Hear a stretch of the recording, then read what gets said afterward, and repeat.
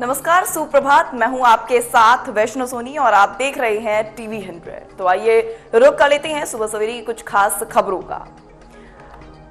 असम में बाढ़ से अब तक 84 लोगों की मौत हो गई है। तो वहीं असम में बाढ़ से करीब 14.39 लाख लोग प्रभावित भी हुए हैं। वहीं ब्रह्मपुत्र नदी का जो जलस्तर है वो खतरे के निशान से ऊपर बह रहा है। ये बड़ी जानकारी सामने आ रही है मौसम के बदलते मिजाज को लेकर, जिसमें ब्रह्मपुत्र जो नदी है वो खतरे के निशान से ऊपर बह रही है। तो वहीं नेमाटी घाट, तेजपुर, गुवाहाटी और धुबरी में बाढ़ के संकेत देखने को मिल रहे हैं। वहीं असम में भारी बारिश और बाढ़ का कहर जारी है। राज्य आपदा प्रबंधन प्राधिकरण द्वारा बुधवार को साझा किए गए आंकड़ों के अनुसार पिछले 24 घंटों में असम में बाढ़ के कारण एक बच्चे सहित कम से कम 5 लोगों की मौत हो गई, जिसमें मरने वालों की संख्या 84 पहुंच गई। तो वहीं धुबरी में एक व्यक्ति की मौत बाढ़ में डूबने से हो गई। वहीं डिब्रूगढ़, दक्षिण सलमारा, धेमाजी और कछार में 4 अन्य लोगों की मौत बाढ़ के कारण हुई है। रिपोर्ट के अनुसार कोई भी नदी उच्चतम बाढ़ स्तर से ऊपर नहीं बह रही है, जो दर्शाता है कि जल स्तर कुछ हद तक कम हो गया है। हालांकि नीमती घाट, तेजपुर, गुवाहाटी और धुबरी में ब्रह्मपुत्र, चैनीमारी और बुरहिंडीहिंग में, नांगल मुराघाट में, दिसांग और करीमगंज में कुशियारा खतरे के स्तर के ऊपर बह रही है।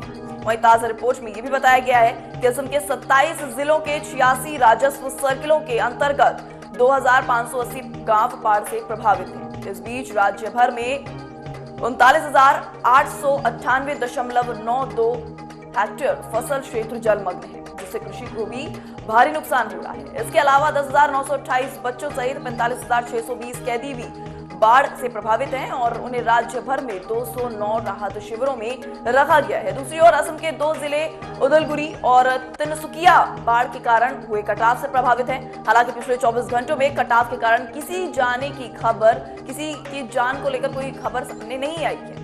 दूसरी ओर काजीरंगा राष्ट्रीय उद्यान के अधिकारियों ने बताया कि अत्यधिक बाढ़ के कारण मरने वाले जानवरों की संख्या भी बढ़कर 163 हो गई है तथा अब तक 135 जानवरों को फिलहाल बचा भी लिया गया है।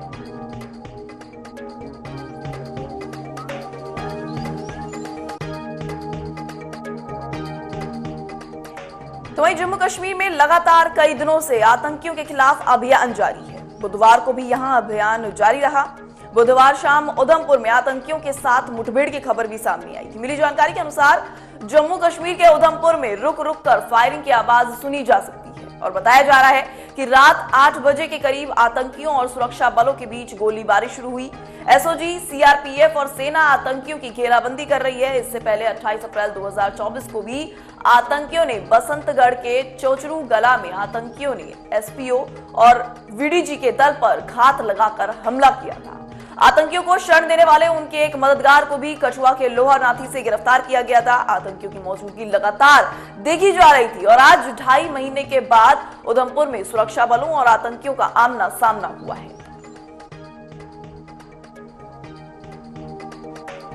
तो वहीं उत्तर पश्चिम भारत से लेकर पूर्व, पूर्वोत्तर, पश्चिम और दक्षिण भारत के अलग अलग स्थानों पर भारी वर्षा हुई है।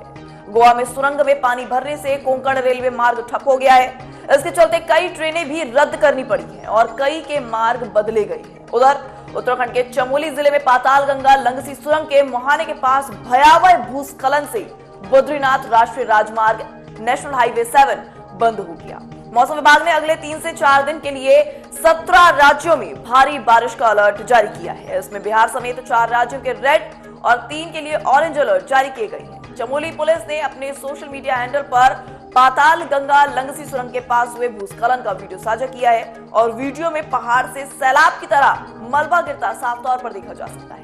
भूस्खलन के कारण किसी के हताहत होने की फिलहाल कोई खबर सामने नहीं आई है, लेकिन बद्रीनाथ हाईवे पर पिछले 2 दिनों से लगातार भूस्खलन हो रहा है। राज्य के विभिन्न हिस्सों में कम से कम 200 अन्य सड़कों पर यातायात अवरुद्ध हुआ है। तो वहीं भारत मौसम विज्ञान विभाग यानी कि आईएमडी ने बृहस्पतिवार को बिहार, उप हिमालय, पश्चिम बंगाल, सिक्किम और मेघालय में अत्यधिक बारिश को लेकर रेड अलर्ट जारी किया है। वहीं पूर्वी उत्तर प्रदेश, पूर्वी मध्य प्रदेश और गोवा के लिए ऑरेंज अलर्ट जारी किया गया है। बात की जाए महाराष्ट्र की, तो मध्य महाराष्ट्र के और तटीय कर्नाटक में 12 से 14 जुलाई के दौरान भारी वर्षा को लेकर ऑरेंज अलर्ट जारी किया गया है। इसके अलावा पंजाब, हरियाणा, चंडीगढ़ और दिल्ली में 11 से 13 जुलाई तक गरज और बिजली की चमक के साथ मूसलाधार बारिश की चेतावनी दी है। वहीं उत्तराखंड, हिमाचल प्रदेश, उत्तर प्रदेश और जम्मू कश्मीर, लद्दाख, पूर्वी राजस्थान समेत दक्षिण भारत के कुछ राज्यों में अगले 5 दिनों तक गरज और चमक के साथ तेज बारिश की संभावना व्यक्त की गई है। आईएमडी के मुताबिक बुधवार सुबह 8:30 तक बीते 24 घंटे के दौरान पूर्वी उत्तर प्रदेश, बिहार, पूर्वी राजस्थान, गुजरात क्षेत्र, कच्छ, सौराष्ट्र, गोवा और कोंकण और मध्य महाराष्ट्र, साथ ही साथ तेलंगाना, असम और उप हिमालयी पश्चिम बंगाल और सिक्किम में अलग अलग स्थानों पर भारी से बहुत भारी वर्षा दर्ज की गई है। राजस्थान के डूंगरपुर, बांसवाड़ा और राजसमंद में जिलों में भारी बारिश और राज्य के अन्य हिस्सों में मध्यम वर्षा रिकॉर्ड की गई। बांसवाड़ा के बागीडोरा में सबसे अधिक 80 mm वर्षा हुई, जबकि हिमाचल प्रदेश की राजधानी शिमला, मंडी, कांगड़ा, किन्नौर और कुल्लू जिले में हल्की बारिश हुई। इसके चलते 28 सड़कों पर यातायात भी ठप हो गया। इनमें सबसे अधिक 8 सड़कें मंडी और 6 सड़कें शिमला की शामिल हैं। बिजली के 32 ट्रांसफार्मर और 16 जलापूर्ति परियोजनाएं भी ठप हो गई। शिमला में बृहस्पतिवार और शुक्रवार को भी भारी गरज के साथ बिजली गिरने को लेकर येलो अलर्ट जारी किया गया है। असम में बाढ़ की स्थिति में कुछ सुधार हुआ है, लेकिन अभी भी 26 जिलों में 17 लाख से अधिक लोग प्रभावित हैं। बहुत बड़े क्षेत्रफल में फसलें भी डूबी हुई हैं। बाढ़ से अब तक 84 लोगों की मौत हुई है। इसके भूस्खलन और आंधी तूफान में भी 13 लोगों की जान चली गई है। काजीरंगा नेशनल पार्क में बाढ़ से इस पार्क में 9 गैंडे समेत कुल 159 जंगली जानवरों की जान जा चुकी है।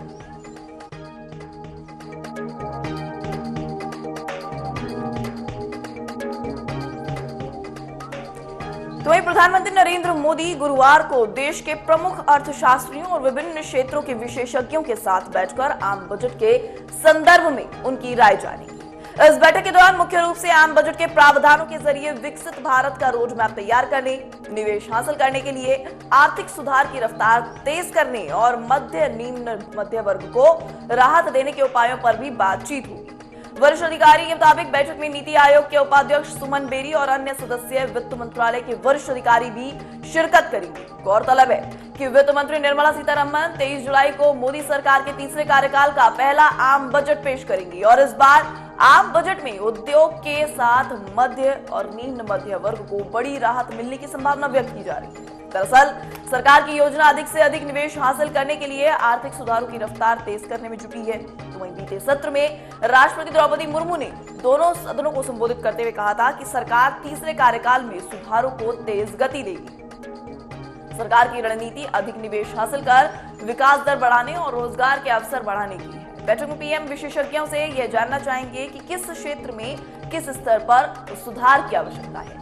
मोदी सरकार ने 2047 तक भारत को विकसित देश बनाने का लक्ष्य निर्धारित किया है। आम बजट के जरिए सरकार की इच्छा से विकसित करते हुए भारत का रोड मैप तैयार करने में जुटी हुई है। इसके लिए विशेषकर इंफ्रास्ट्रक्चर क्षेत्र में विशेष प्रयास की जरूरत है।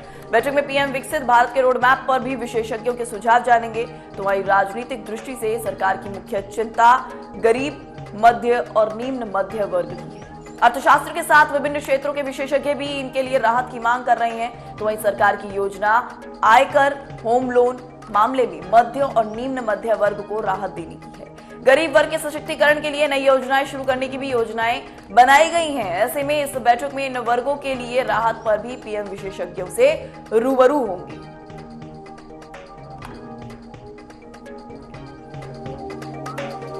तो वहीं भगवान शिव का प्रिय श्रावण मास 22 जुलाई से शुरू होने वाला है। भगवान शिव के भक्तों को इस महीने का इंतजार बेसब्री से रहता है। सावन के पवित्र महीने में कांवड़ यात्रा भी निकाली जाती है। इसमें महादेव के भक्त गंगा नदी से जल भर कर लाती है और शिवलिंग का जलाभिषेक करती है। अपने भक्त की इस अटूट श्रद्धा से भगवान शिव प्रसन्न होते हैं और इन्हें मनवांछित फल की प्राप्ति होती है। ऐसी मान्यता है कि सबसे पहले श्रवण कुमार ने त्रेता युग में कांवड़ यात्रा की शुरुआत की थी।